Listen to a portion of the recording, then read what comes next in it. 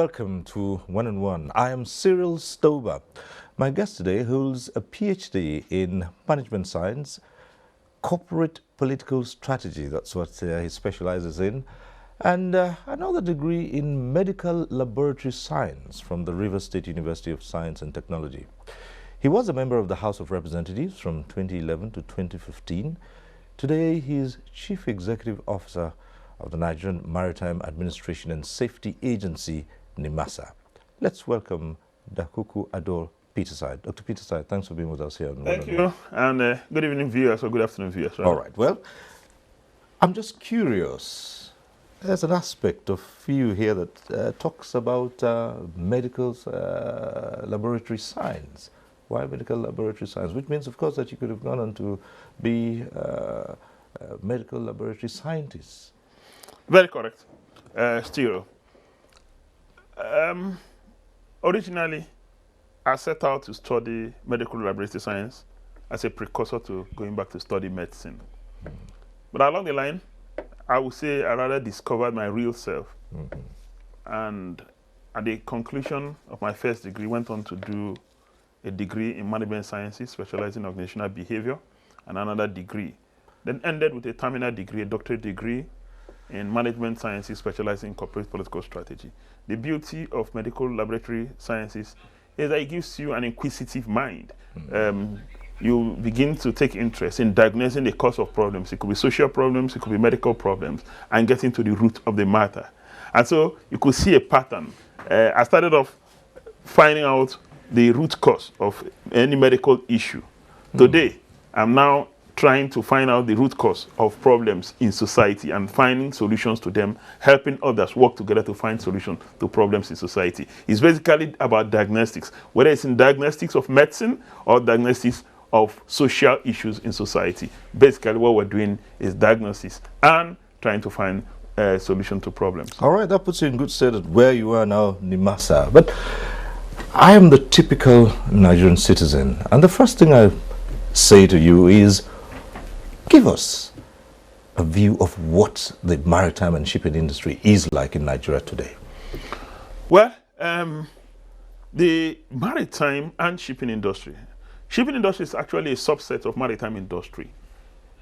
It's been at the backbone of our economic growth for several years. But unfortunately, it has not come under focus. But in the last 2 years particularly, I may not be in the best position to assess, but I think there's been tremendous improvement in the contribution of maritime to the country. We are beginning to focus again on the maritime industry and shipping in particular. We are beginning to give attention to the fact that, shipping substantially drives our economy. Whether it's in agricultural exports, whether it's in the export of the mainstay of our economy, oil and gas, whether it's in the importation of finished goods, 95% of our international trade is done through seaborne means. What that means is that if there's no shipping, our country will not bring, our oil and gas resources will not bring appropriate value, and we're not going to be able to access the goods that we use, most of the goods we use in our country. And so, in the value chain of economic enterprise, economic growth, and economic development, shipping occupies a strategic place. And so, if you ask me what has happened to shipping in the last 2 years, there's been a lot of reforms. Is it in the way our ports work? The current Honorable Minister of Transportation came out with a port reform program. Not just a port reform program. We also looked at a port master plan development. In NIMASA, the president gave us one mandate when we were appointed to join Team NIMASA. That is to reform, restructure, and reposition NIMASA. And so we are doing that under 5 critical pillars. Now, whether it's the Shippers Council, where they play the role of economic regulator, you can see that they've pushed the frontiers of economic regulation within our port. So almost all components of maritime are being repositioned and made to contribute more to economic growth of our country. Well, yours is the regulatory body that deals with matters relating to Nigerian shipping, maritime labor, and coastal waters. safety, and of course, another important aspect of it, the development and the manning of ships and owning of ships. How far with that? Well, I think that we've done very well. There are a lot of jobs to be done. We acknowledge that. There's still a lot of work to be done. But we've made a lot of progress from where we were. If you look at where we were some years ago and where we are now, you cannot help but commend the support we have gotten from Mr. President and the Honorable Minister of Transportation. Yes, in the area of safety, we have brought down incidences or maritime accident incidences to its barest minimum. We still have issues in the area of piracy and security. In terms of manning, there will be a lot of improvement from where we were pre-2015 and where we are now. In terms of enforcement of international codes and regulations that Nigeria is party to, we've also made tremendous progress. Look at I can cite one, the International Ship and Port Facility Security Code, popularly referred to the ISPS code. Before now, the compliance level of the country was between 13% at inception to maximum 50%. Now we're doing between 80 and 90%. That's a lot of progress. Now, what of the turnaround time for vessels? Now, before now, when a vessel comes calling at Nigerian port, it takes you 72 hours to be issued their bills. Right now, we have reduced it to below 24 hours. Our target is to reduce it to 2 hours. Now, we've had issues with bill reconciliation. For over 18 years, we've had to deal with a sluggish process of reconciling provisional bills. That era is over. In the maritime industry, under our purview, we have launched what is called the final bill regime. For those who operate in the industry, you now know that commencing every fortnight, you can get your final bill and you put that behind you and move on. So in every area, there's been some marginal improvement or remarkable improvement, as the case may be. And so, if you ask me, looking back, I think it's been a good journey. All right. You say it's been a good journey, but not much has been known about all this for a while. And I guess it was not too long ago that attention turned to NIMASA. And of course, it wasn't for these things you said, but for the huge stories of how there are leakages and how this body was not pulling up in order to contribute to Nigeria's economic growth. Yeah, you're very right, Cyril. By the time we joined NIMASA, we discovered that the organization has earned bad reputation and bad press for herself. I cannot say exactly what happened, but that's what we met. We inherited it. And so it became our lot to clear that situation and make us earn the confidence of Nigerian people again and stakeholders so that they can transact with us, so that the international community can also deal with us. That became our lot. And we had to put a number of things in place. We had initiated a strategic roadmap for repositioning of the sector, what we call the NIMASA Medium-Term Growth Plan. And one of the pillars of the NIMASA Medium-Term Growth Plan is the issue of reforms, specifically the issue of dealing with the issue of reputation, our reputation. And so we decided to rebrand the NIMASA brand to get Nigerians to understand what the brand is all about. NIMASA can't be a cesspool of corruption. That's not our mandate. Get Nigerians to understand our mandate, what we do. That we are a regulatory and promotional outfit of the federal government contributing to the growth of the economy. We have wonderful people. We have some of the people with the best technical know-how in NIMASA. What had happened is that there was a leadership vacuum at some point. And so with the rebranding, today Nigerians see NIMASA for who the agency is or what the agency does, what the mandate is. That's one. Now, two, is that we also made an attempt to block all those loopholes that we identified hitherto. And that led to the return on Consolidated Revenue Fund in our first year in office. The maximum return the NIMASA had made to the Consolidated Revenue Fund before now is 3 billion. And in the first year, we moved from 3 billion to between 21 and 22 billion in just 1 year. And in the subsequent year, we hit between 16 and 18 billion. And that appears miraculous for those who believe. That appears miraculous. We'll block the loopholes. Apart from blocking the loopholes, we've changed the attitude the work ethics of those who work in the agency. And so those who interface with us will understand that we have people who now are a lot more honest, the processes are more transparent, and we have also automated our processes to reduce human interface so that it can deal with us from wherever you are in the country. And we are refocusing the agency to its core mandate. The core mandate of regulating the maritime industry, promoting the participation of Nigerians in the maritime industry. We have absolutely nothing to do with politics as an agency. We are also the representative of Nigeria in many international organizations. IMO is one international maritime organization. We are the nodal agency for IMO in the country. We are the nodal agency for the maritime part of the International Labour Organization. We're also the nodal agency for the International Seabed Authority. We are also, alongside MPA, the nodal agency for International Association of Lighthouse Agencies. So we are playing a critical role in the economy. And so we have simply refocused the agency, put them back on course. All right, promoting capacity, local capacity in ship ownership.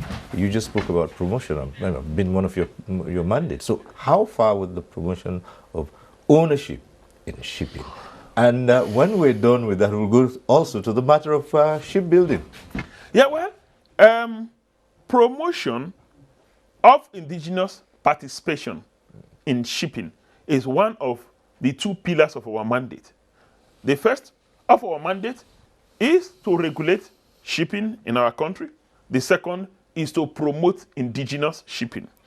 And the question is, what have we done to promote indigenous shipping? I'll tell you 5 simple things we have done.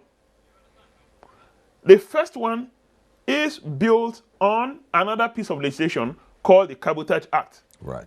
We have taken the enforcement of the Cabotage Act to a new level. And what do we mean by that? Before now, perhaps if the agency was lackadaisical in her approach to enforcing the Cabotage Act, is no more so. Now, we ensure that most vessels that trade within our coastal waters are owned by Nigerians, flagged Nigerians, and manned by Nigerians. And to do that, we came out with a strategy called the New Cabotage Compliance Strategy. That's one of the things we have done. The second is that we realized that we could get Nigerians to lift most of the crude, provide the shipping services for the lifting of crude and gas. And we approached the NNPC to try to change our terms of trade from free on board, where foreigners just bring their vessel, take our crude, to cost, insurance, and freight, CIF, from FOB to CIF. And we're making a lot of progress working with the NNPC to ensure that Nigerians are able to lift crude from Nigeria. That will come with multiplier effect of shipping itself, insurance, and all the ancillary services that come with shipping.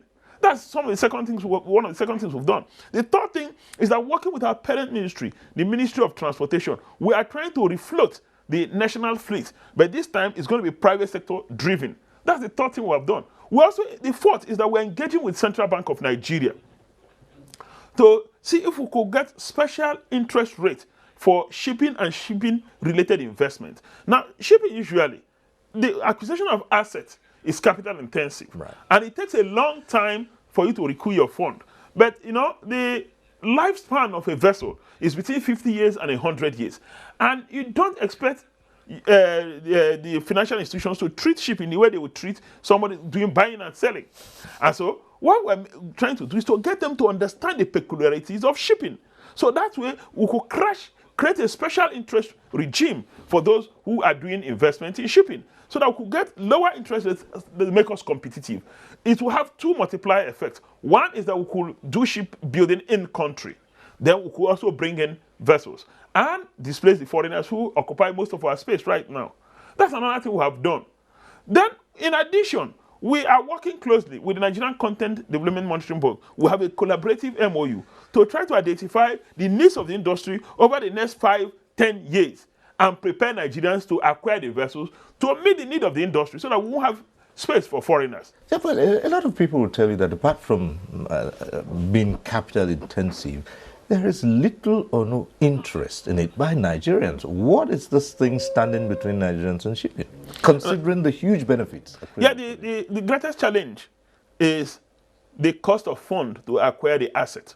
Like I said, the asset, the vessel itself, the ship, which is the main object of our discussion, which is the main object of the trade. The trade is done via shipping, and seaborne trade is all about the vessel itself, then every other thing that comes with it. Now, unfortunately, with our interest rate is not competitive. At the interest rate of between 25% and 30% to acquire a vessel, whereas in China it's between 1 and 2%. You can't compete. And so Nigerians are not going to be competitive until we do something about interest rate.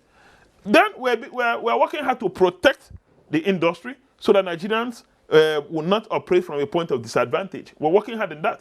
But for as long as we don't deal with the cost of fund, we'll have a problem. The another major problem is the underdevelopment of our steel and aluminum industry. Steel and aluminum is a major component of shipbuilding.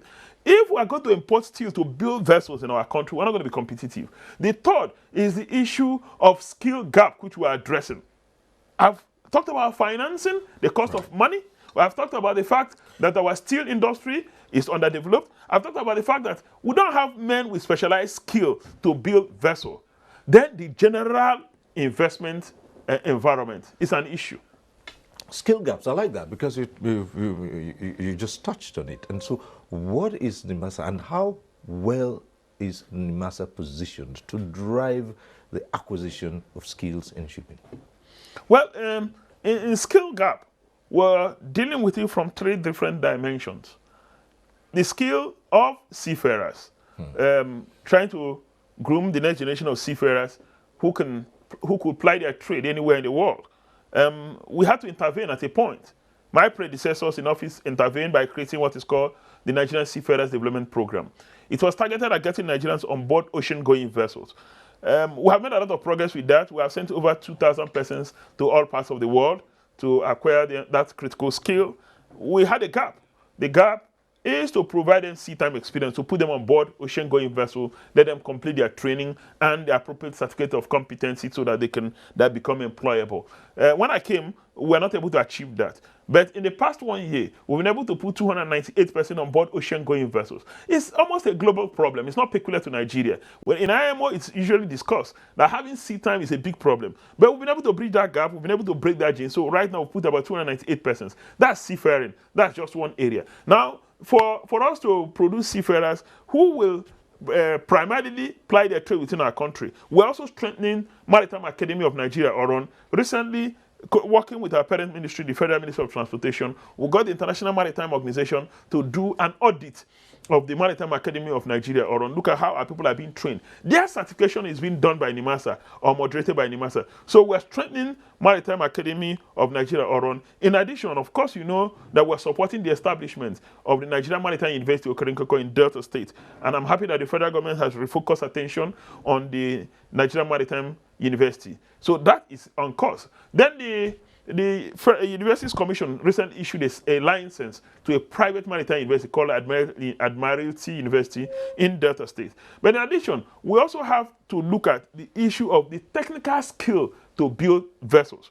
We're doing 2 things. One is that we're collaborating with Nigerian Content Development Monitoring Board to look at the skill gap in our country and design a roadmap of how to address it. That's going to be a long time. There's going to be a short-term, medium-term, and long-term roadmap on how to address the skill gap so that we can produce men and women who could build ships, electricians who could build ship, welders who could build ship, and all those skilled people that we need in shipbuilding. So in the long term, we're looking at it. We're working towards it. We are clear on where we want to go. We want to build ships in the country in the next 5 to 10 years. We're building ships at another level. But we think that it's an area where we could create a lot of employment. It's got a huge potential. All we need is to just get the skilled men and women, ensure that we work with the Ministry of Mines and Steel so that let our steel industry be working again. Then you can be sure we'll create thousands of employment and absorb most of our. Then in addition, we're also sending a few persons outside the country. We had sent earlier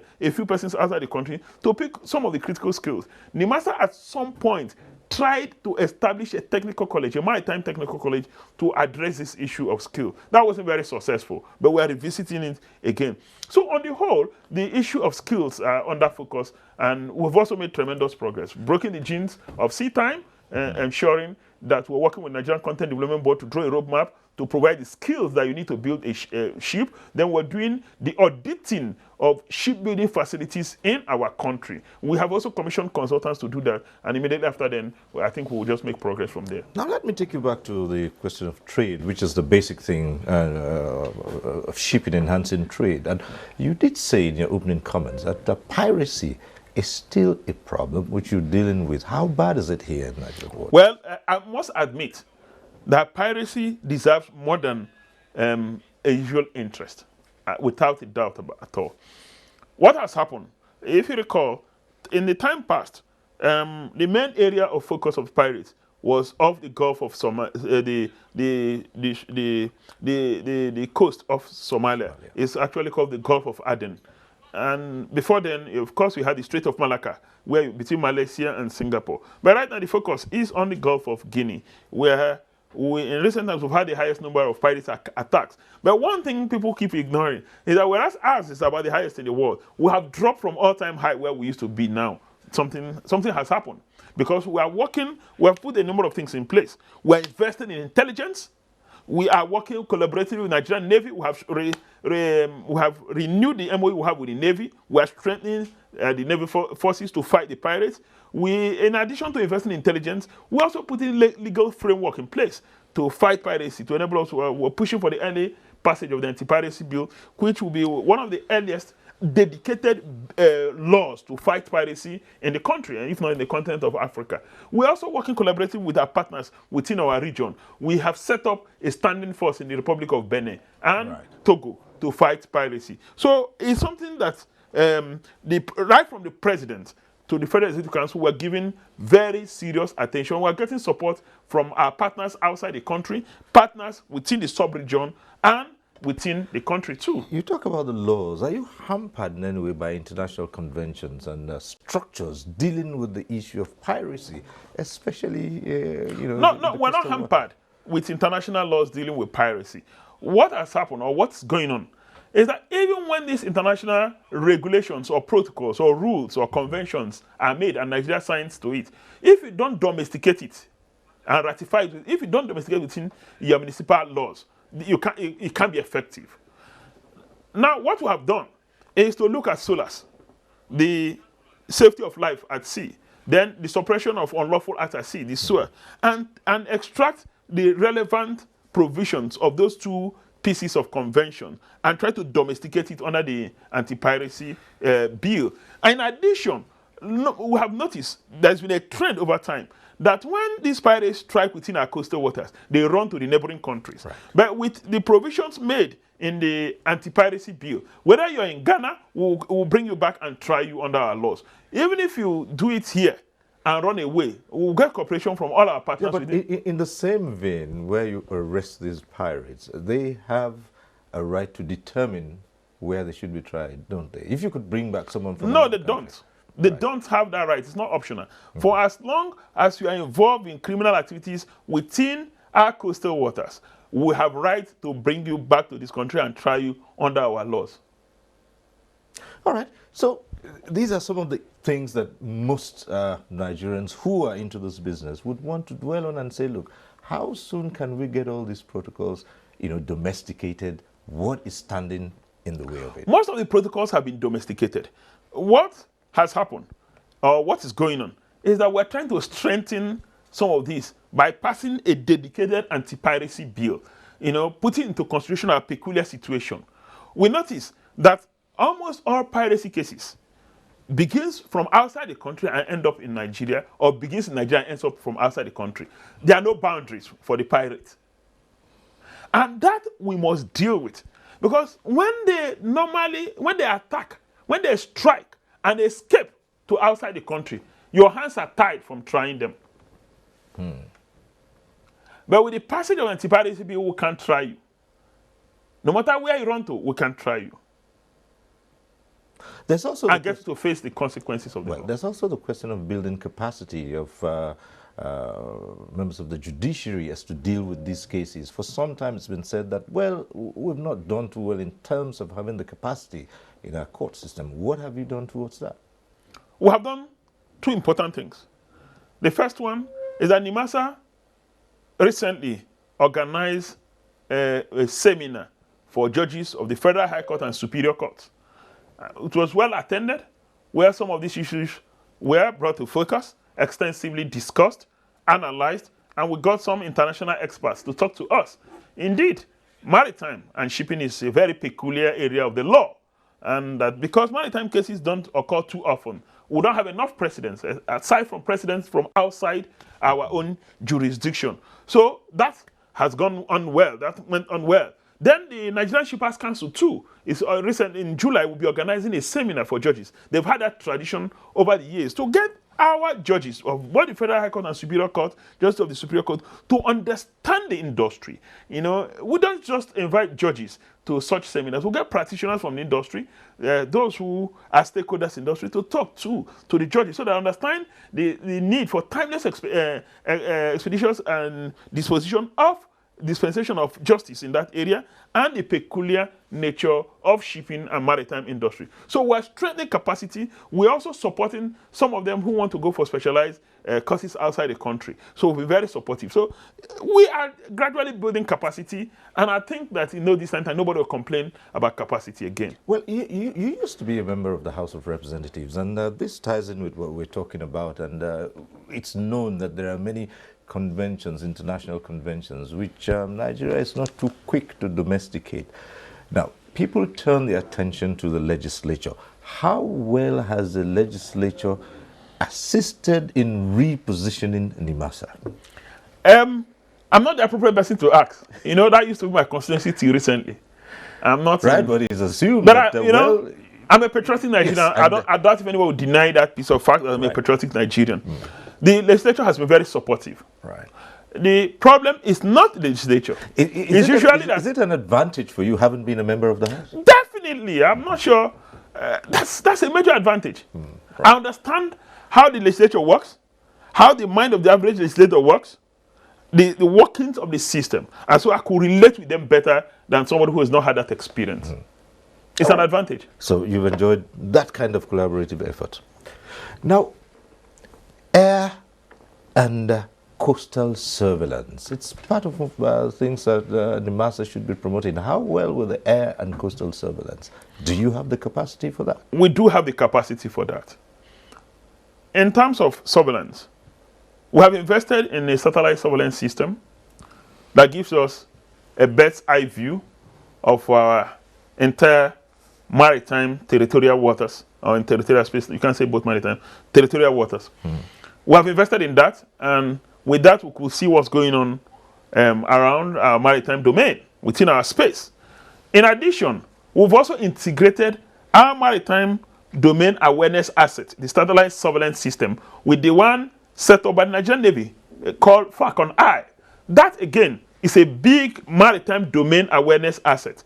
That is one of the best in the continent of Africa. You could see everything going on within your maritime space. So it's now integrated with our satellite surveillance system.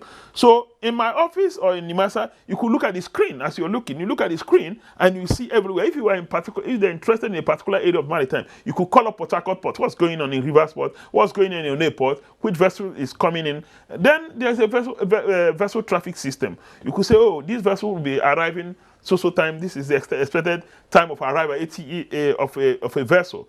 So that is work for us. MPA, too, our sister agency, has invested in a maritime domain awareness asset. In addition, we are working with Nigerian Air Force. We have an MOU with Nigerian Air Force. We are at the process of renewing our MOU with the Nigerian Air Force. What that will do for us is that in addition to other assets we have, they're able to support us with their area surveillance assets. We are also looking at investing in an unmanned area vessel, right. UAV.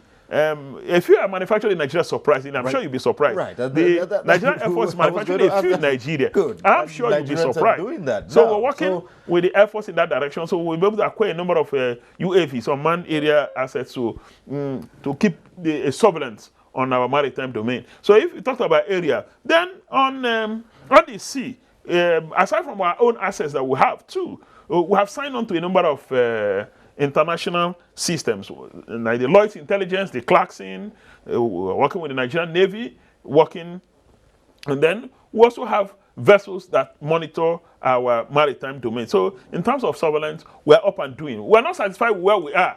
but we're making a lot of progress. Maritime labor. I'd like us to talk about that, for instance, because that has been another problematic area within this country when it comes to the issue of those laws, conventions guiding maritime labor. How well has NIMASA performed here? Well, the grand norm, what they call the Quran or the Bible of maritime labor, is the Maritime Labor Convention 2006.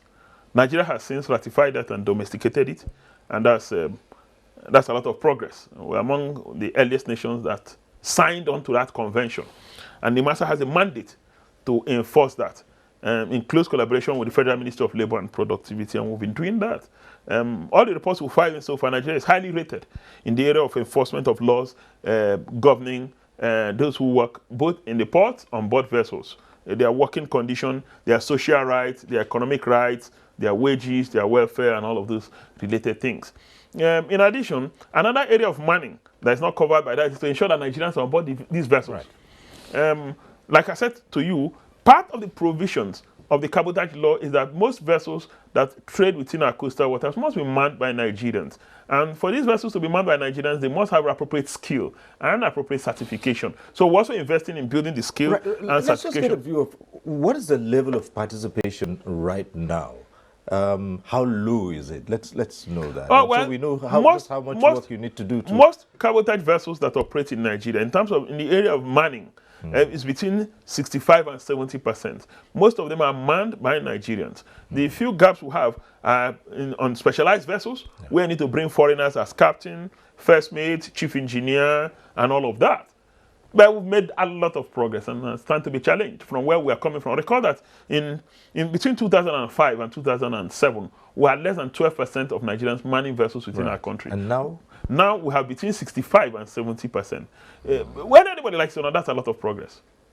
Well, it's all right to have all the ideals and have your mission and your vision, but in turning an organization that should contribute to Nigeria's economic growth, you do also need the political will. And that brings us to where we are today. It's been 19 years of unbroken democracy.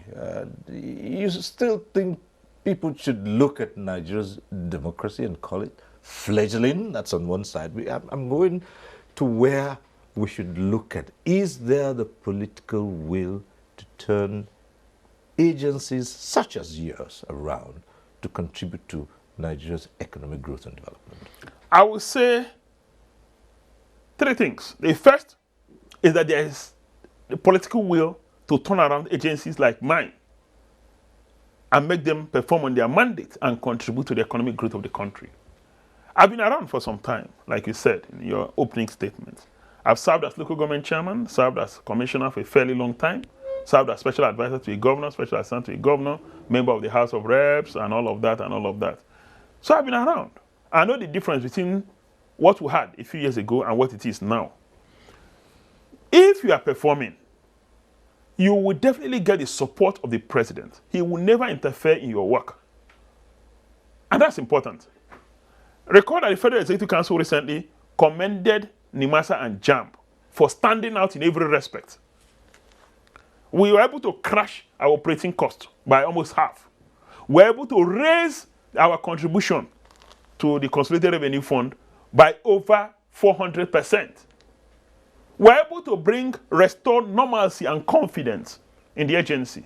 We're able to set new standards. Is it turnaround time for vessels and everything? We accomplished all of that because we had the backing of Mr. President. We had the confidence that we have the backing of Mr. President. The Federal Executive Council commended us. Those things don't come easy. And so if you ask for political will, there's no interference whatsoever. We have a supportive honorable minister because he knows that the president is in support of the reforms and repositioning we're doing in NIMASA. So I think there is political will. Now, when specific agencies don't perform, please let's look at the leadership. Right. Of the 19 years we speak, the last 3 have been under the Buhari administration. If we were to score the development in this industry within this period, what do we see? If you ask me, I will sincerely say that in this industry, we will be scored very high. an A+, if you ask me. I don't know of any part of the maritime industry that we're not witnessing or experiencing major or remarkable development. Is it in the area of ports? You know what's going on with the deep seaport at Lekki. This will be the first time that the entire political machinery of government will be supporting that private initiative. And that will be the first deep seaport. All the other ports will have a river port. In terms of regulation, this is one time stakeholders in industry will tell you that they are enjoying some support of the regulatory authority. The regulatory authority's function is to protect Nigerians against harm. The regulatory authority's function is to protect Nigerians against abuse by stakeholders. But at the same time, you must collaborate with stakeholders. You don't want to stifle their business. That's not the intention. The intention is to ensure that they comply with the rules, the laws, and make sure Nigerians don't suffer in cause of they conducting their businesses. This is one time they will say that the regulatory authorities are up and doing. Is it NIMASA? Is it Shippers Council? It aligns with the bigger picture of the ease of doing business initiative being championed by Mr. President and driven by the Vice President. All right, and being a politician yourself, we must ask this and say, how much of politicking interferes with good governance procedures in this country? Very true. You cannot divorce policy making, which is at the heart of politicking, and policy execution. And so, politics cannot, on its own, stand without economic development. Politics exists to drive economic development. And so the two of them are sesame twins. You cannot take politics off economic development, because the policy choices we make that determines the direction of our economic development. And so, if a leader makes the right choices, then you see accelerated development. If the leader makes wrong choices, of course, it stifles the economy. And so, politics and economy are like sesame twin. Okay. We would be right, would we, if we said that you belong to the government that is being run by the APC? Very correct. All right. And so 3 years down the line, the APC administered Nigeria. What would we say? Has this administration risen to the challenge of galvanizing all the resources that Nigeria has in order to drive a development process? So, the first thing I would say is that we must acknowledge that Nigeria was on a downward slide towards destruction. The first thing this administration did was to halt it and begin to reverse the trend. And so this administration, if for nothing else, will be able to achieve stability. And all the indices point to the fact that we're on a growth trajectory. Is it in volume of exported goods, non-oil exported goods, is on the increase? Is it on the volume of goods and services, particularly food items imported to the country, rightly on the decrease? We import less rice than we were importing a few years ago. We export more in virtually every area of non-oil export than we were exporting a few years ago. Is it in exchange rate stability? In the past few months, we were able to achieve some level of stability, and we're getting the exchange rate to get a bit closer now. So in terms of both the official and the market exchange rate, we're almost getting at par. And so all the major indicators, is it in growth? Yes, the National Bureau of Statistics said we're achieving a growth of about 1.9, between 1.9 and 2%. It could have been more. But if you know where we're coming from, Nigerians can't forget in a hurry where we're coming from. Is it in the fight against corruption? It's acknowledged globally, including by the United States, that we made tremendous progress in the fight against corruption. We're not where we're supposed to be, but we made a lot of progress. No one can deny that. Is it in managing insecurity? You could say, yes, we have managed insecurity in the Northwest, in the Northeast rather, especially the Boko Haram incidents. But of course, we have a new case coming up in the Benue-Taraba axis, where we have to deal with herdsmen and natives, the clash between herdsmen and natives. We're concerned about that, but the government is focused on dealing with it. If you listen to the president's speech, it was clear how he wants to tackle that. So in virtually every area, Is it in the area of infrastructural development?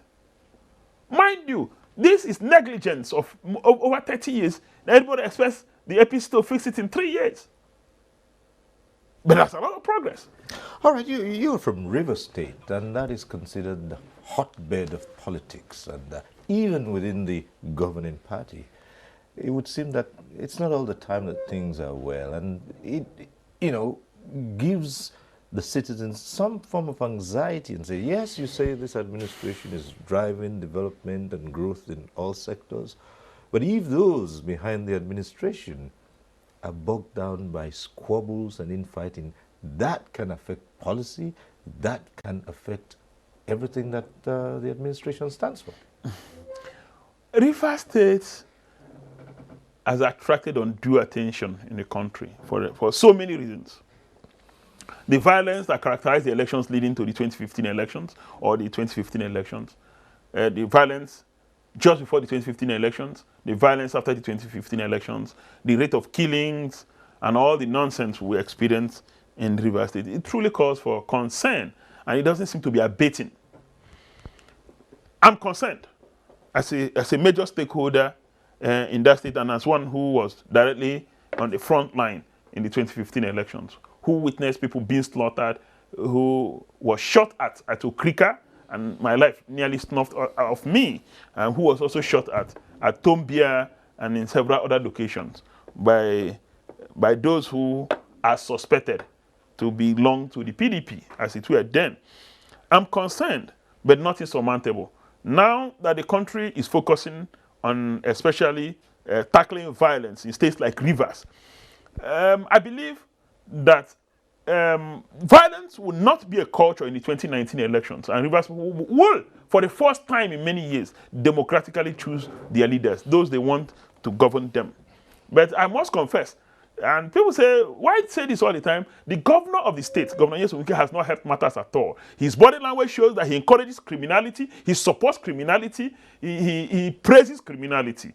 And he's not done any single thing to tackle the flourishing of criminality in that state. Well, these remain allegations from you, sir. And I said so. Right, well, a lot of people would say, but even within the governing APC too, at the national level, it's not been well. And what you say of the opposition can as well be said of you. Have you thought about that? Because these are things, the general public refer to.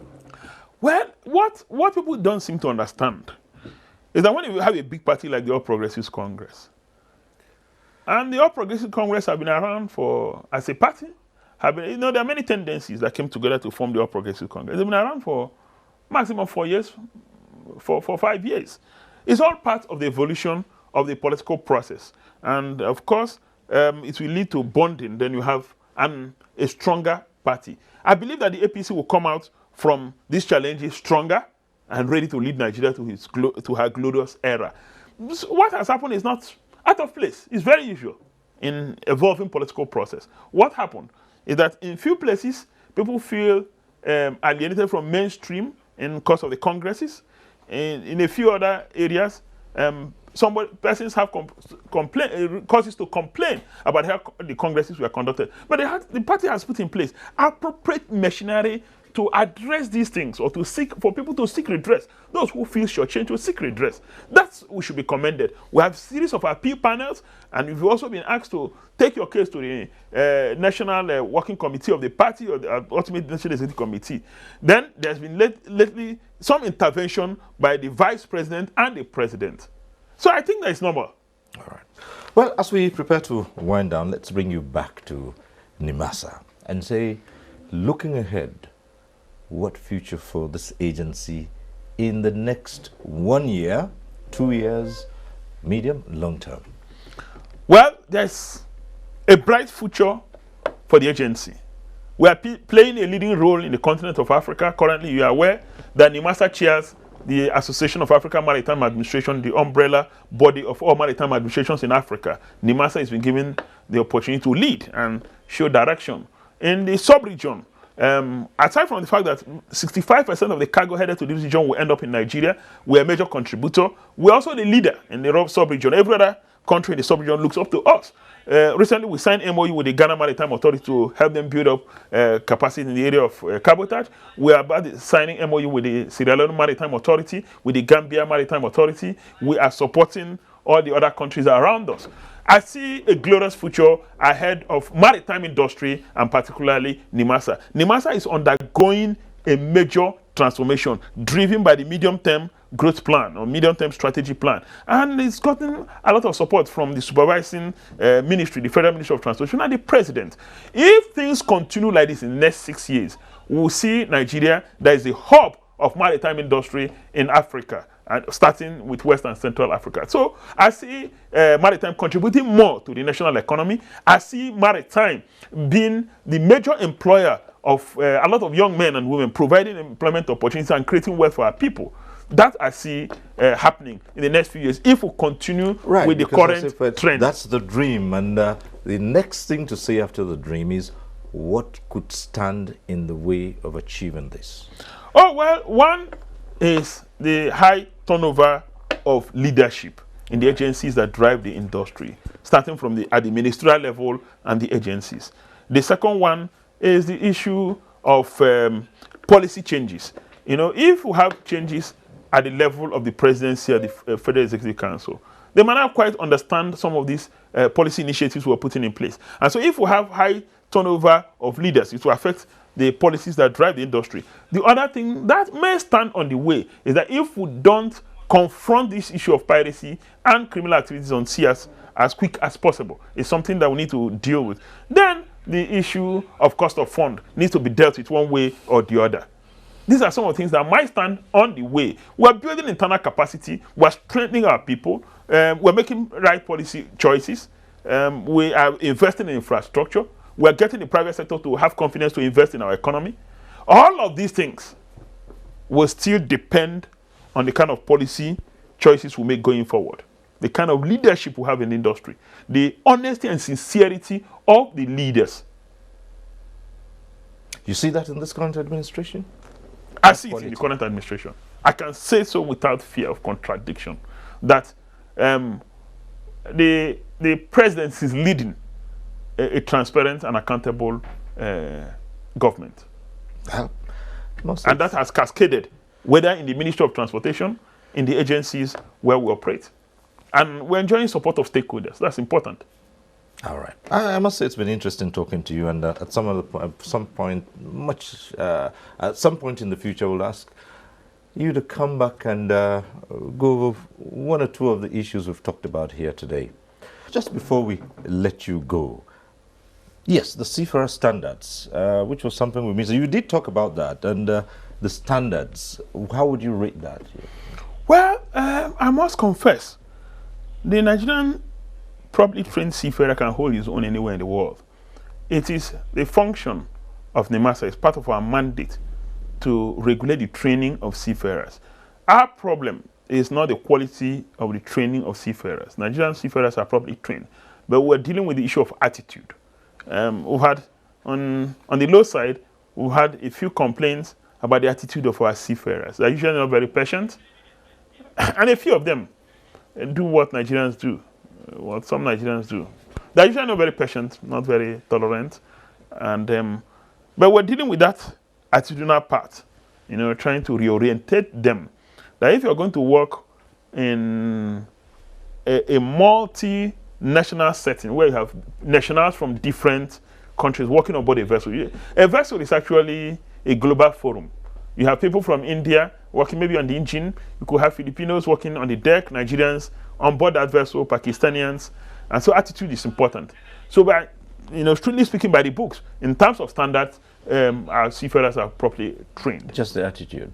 Dr. Dakuku Peterside, who is Director General, Chief Executive Officer of NIMASA. But what we're looking here is that here is the medical laboratory scientist to be who turned around into management and who is turning around the maritime industry, making Nigeria proud, repositioning the country, making Nigeria an international confidence of a maritime stakeholder. Well, that's our program today. We thank you for being part of it. Next week we'll be back with one-on-one. I'm Cyril Stober. Bye for now.